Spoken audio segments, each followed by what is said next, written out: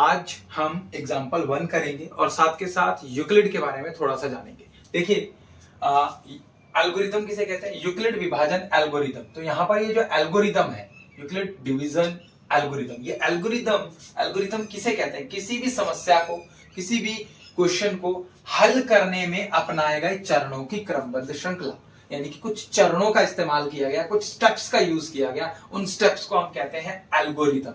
ठीक है, पहले भी ये वर्ड आपने सुना होगा कहीं पे। यूक्लिड विभाजन एल्गोरिथम क्या है? तो HCF यानी कि महत्तम समावर्तक, मौसा भी बोलते हैं, महत्तम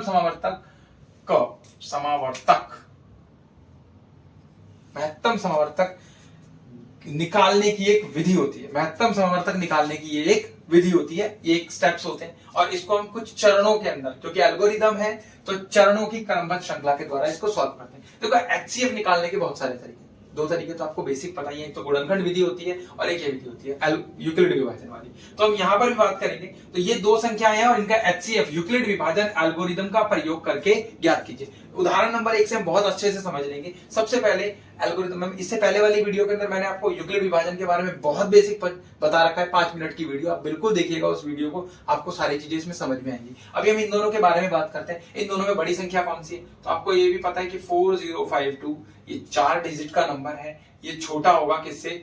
12057 से, क्योंकि ये 5 डिजिट का नंबर है। तो आपको ये भी पता है और इस तरीके से है। अब मैं क्या करूंगा, जो बड़ी संख्या उसको डिवाइड के अंदर रखूंगा। मैं यहां रख देता हूं इसको, ये मैंने भाग का निशान लगाया, थोड़ा बड़ा कर लेते हैं, और 12576 और इसको 4052 से। देखिए इजी क्या होता है समझने के लिए, इसको मैं 4000 मानकर चल रहा हूं, इसको मैं 12000 मानकर चल रहा हूं। तो 4 तिया 12000 यानी कि 3 बार में 12000 आ जाएगा। तो ये 3 से भाग होगा, इजी। 3 दूनी 6, 3 पंजे 15 का 5 हासिल 1, 3 एकम 3, 3 0 0 और 1 का 1 और 3 चौक 12। ये मेरे पास आ गया। अब भाग करते हैं, डिवाइड में माइनस करना होता है। 6 में से 6 गया 0, 2 और 2 आ गया, फिर ये आ गया 4 और बाकी 0 आ गया। अब मैं यहां पर फिर से भाग का निशान लगा दूंगा। यही चीज है हमारी यूक्लिड विभाजन एल्गोरिथम। ठीक है, देखिए इसको कैसे लिखूंगा मैं, आप पिछली वीडियो के अंदर भी इस बात को समझेंगे। मैं लिखूंगा यहां पर कि 12576, ये जो अंदर का जो भाज्य होता है ये किसके बराबर है? 4052 गुना 3, इसको इससे मल्टीप्लाई करेंगे, प्लस 420 इसमें हम ऐड कर देंगे। तो आप कर देखिएगा, यही आएगा आपके पास में। और यहाँ शेषफल जो है 0 नहीं है, तो आप लिख देंगे r बराबर 0 नहीं है। r जो होता है इसको कहते हैं रिमाइंडर कहते हैं। आप अगली, इससे पहले वाली वीडियो के अंदर मैं लिंक डिस्क्रिप्शन में डाल दूंगा, आप देखिएगा कि r बराबर किस तरह से 0 में लाना है। अब ये 420 और ये जो संख्या है जिससे हमने भाग किया था, जो यहाँ पर भाजक था वो भाज्य बन जाएगा, यानी कि 4052 यहाँ आ जाएगा। ठीक है, अब हम इसको फिर से भाग करेंगे। तो मैं इसको 400 मान रहा हूं और ये 4000 है, लगभग 10 बार में जा रहा है। तो 10 बार में तो कोई भी भाग नहीं होगी संख्या, तो 9 से जा सकती है। मैं इसको 9 से भाग करता हूं। 9 0 0, 9 दूनी 18 का 8 हासिल आया 1, 9 चौक 36 और 1 37। अब इसको फिर से माइनस करेंगे तो 2, 15 में से 8 गया 7 और यहां बच गया कितना? 9, 9 में से 7 गया 272 आ गया। क्योंकि शेषफल फिर से 0 नहीं आया, वापस से मैं लिख रहा हूं कि 4052 इज इक्वल टू 420, ये गुना में ये 9 जो कि हमारा भागफल है, और प्लस में कितना? 272। और क्योंकि r बराबर 0 यहां भी नहीं आया, सवाल पूरा देखिएगा, आपको समझ में आएगा। ये नहीं समझ में आया तो बोल दीजिए। अब देखिए ये इस तरीके से आ गया। अब हम इसको यहां पर फिर से, जैसा कि हमने इसको यहां लिखा था, यहां लिखा था, इसको हम कहां लिखेंगे? 420 इसके अंदर आ गया। ठीक है, अब 420 आपको सिंपल सा 272 है, 420 है, डबल 2 बार करने, एक ही बार में जाएगा, तो मैंने 1 से भाग किया तो ये हमारे पास में आ गया 272।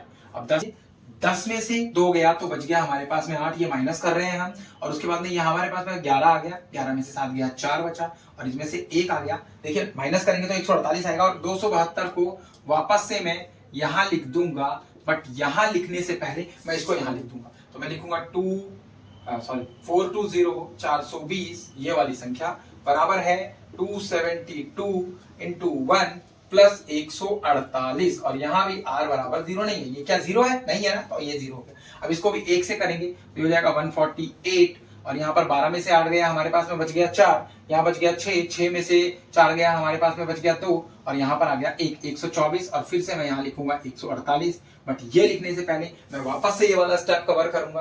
तो ये मेरे पास में आ गया 272 बराबर है 148 गुना 1 और प्लस में कितना आ गया 124 और यहां भी r बराबर 0 नहीं है। अभी मैं इसको करूंगा एक बार में 124 जाएगा तो यहां पर मेरे पास बचेगा 4 और यहां पर बचेगा 2 और इस स्टेप को करने से पहले दोबारा 124 वहां लिखने से पहले फिर से यहां लिखेंगे कि 148 बराबर है 124 गुना 1 प्लस 24। यहां भी r बराबर 0 नहीं है। मैं इसको यहां ऊपर लिख लेता हूं तो ये मेरे पास में यहां आ गया, मेरे पास में 24 और यहां मेरे पास में ये वाला 124 आ गया।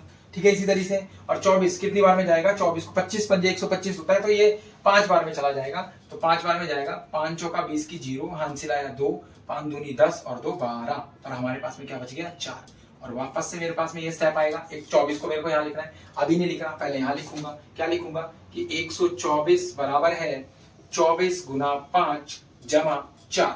r बराबर क्या 0 है, क्या नीचे वाला 0 आया, शेषफल 0 आया नहीं आया। जब तक मेरा शेषफल बेटा 0 नहीं आएगा तब तक मुझे ऐसे ही भाग करना होगा और हर भाजक को यहाँ भाज्य के रूप में लिखना होगा, फिर इस भाजक को भाज्य के रूप में, फिर इस भाजक को भाज्य के रूप में, फिर इस भाजक को भाज्य के रूप में। यहाँ देखिए ये 24 आ गया, 4 6 24, ओहो बहुत बढ़िया, 0 आ गया हमारे पास। ठीक है ना, 0 आ गया, कट आ गया, 0 आ गया तो मैं इसको लिख सकता हूं कि 24 बराबर 24 6 गुना 4 6 चौक 24 और प्लस 0 यहाँ r बराबर 0 है।